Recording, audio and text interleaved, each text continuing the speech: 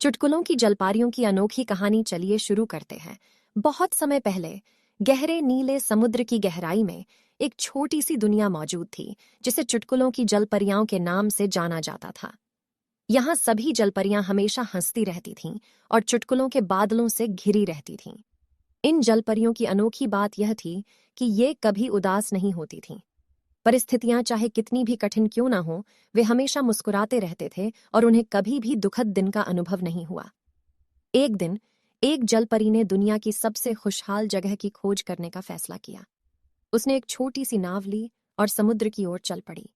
एक लंबी यात्रा के बाद वह एक खूबसूरत द्वीप पर पहुंची जहां पेड़ों पर चुटकुले बने हुए थे और हवा हंसी उड़ा रही थी। कई दिनों तक जलपरी द्वीप पर रही, चुटकुले सुनती रही, हंसती रही और अपने चारों ओर की खुशियों का आनंद लेती रही। फिर भी इस सारी खुशी के बावजूद उसे अंदर एक खालीपन महसूस हुआ। उसका मानना था कि उसकी अपनी हंसी उसे छोड़कर उस द्वीप पर रह रही थी।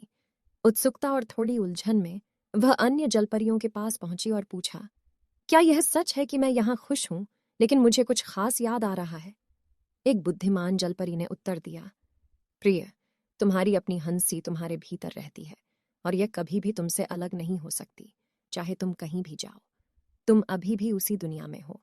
बात सिर्फ यह है कि यह द्वीप दुनिया नहीं है, आपका जन्म हुआ है।